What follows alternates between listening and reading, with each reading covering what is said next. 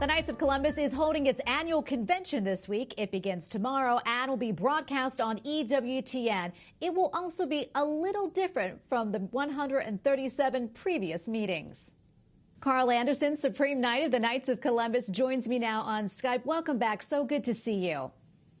Well, thank you very much. Great to be with you tonight. So this year's convention is happening at a very difficult time, as we know, and it'll largely be virtual.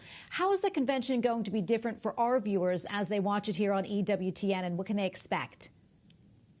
Well, I think they'll be able to expect some things that are the same. That is, I'll be giving my annual report. They'll be able to see the Mass, which this year will be exciting because it will be from St. Mary's Church in New Haven, Connecticut, which is where the Knights of Columbus was founded, and we've just completed a beautiful renovation of this church. So those things will be the same. Unfortunately, as people know who've been to a Knights of Columbus International Convention, it's one of the great fraternal celebrations in the Catholic world. We have 1,000 delegates and alternates. They bring their wives. Many of them bring their families. We have 100 bishops and cardinals, hundreds of priests, and many other Knights of Columbus who come to be with their friends. So that part we won't be doing this year, but getting the necessary business done, taking a close look at our performance during the past year and planning for priorities of the coming year, and then electing some of our board members. All that necessary work will get done, and you'll be able to see some of that. Oh, that's wonderful. We're all looking forward to it. As you know, we are in a very unique time right now with the global pandemic. There's also high unemployment and a lot of uncertainty. How have the Knights been responding during this time? Well, one of the most interesting and I find inspirational parts of being a member of the Knights of Columbus is that when trouble hits, Knights step forward and try to help.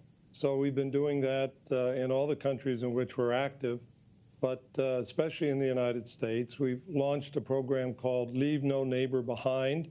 We're trying to get food from food pantries and food deliveries, especially to families who are shut in or elderly who are shut in and can't get to the stores so easily. We've raised about $5 million and donated that for food assistance and some medical assistance. We've worked with our Catholic nursing homes to help them because they've been so hard hit in this. Also, we've done blood donations and collections because that's been also with people restricted in travel. Blood supplies are down, so we've given this extra effort as well. So in a lot of different ways, on the volunteer level, we've been working very hard.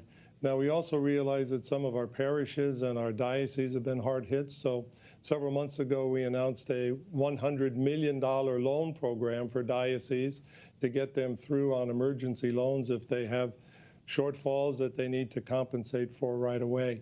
So we've been doing that as well. Well, finally, as you know, Father Michael McGivney will be beatified at the end of October. Can you talk about why this is so important to the Knights and the Church?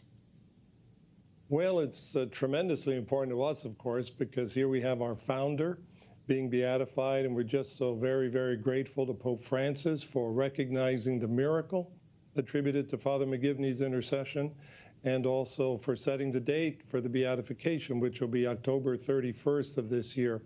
The miracle is fantastic.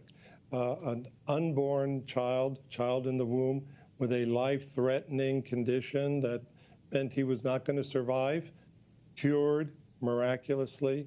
So that's tremendous for us. But, you know, Father McGivney has been an inspiration to hundreds of thousands of Catholics, many, many priests for generations. And now to see him recognized by the Universal Church, his holiness, his approach to charity, his path to brotherhood and unity, comes at a tremendous time for us. Obviously, what's going on in our nation with the division, hostility. Now's the time we need more charity, we need more unity, we need more brotherhood. And, you know, the fourth principle of the Knights of Columbus is patriotism. And so these days, I would say, you want to be patriotic? Then foster more charity, foster unity, foster brotherhood in our communities. And that's the best way tomorrow we can step out and be patriotic. So I think raising up Father McGivney's example for the Universal Church, which is what beatification will do, really is going to be something special. and I think also very special for our young Catholic priests. What better way to give them encouragement, a shot in the arm spiritually, you might say, is to take one of their own, a young, dedicated, holy parish priest who devoted his life to his parishioners and to the laity and formed this great organization, the Knights of Columbus.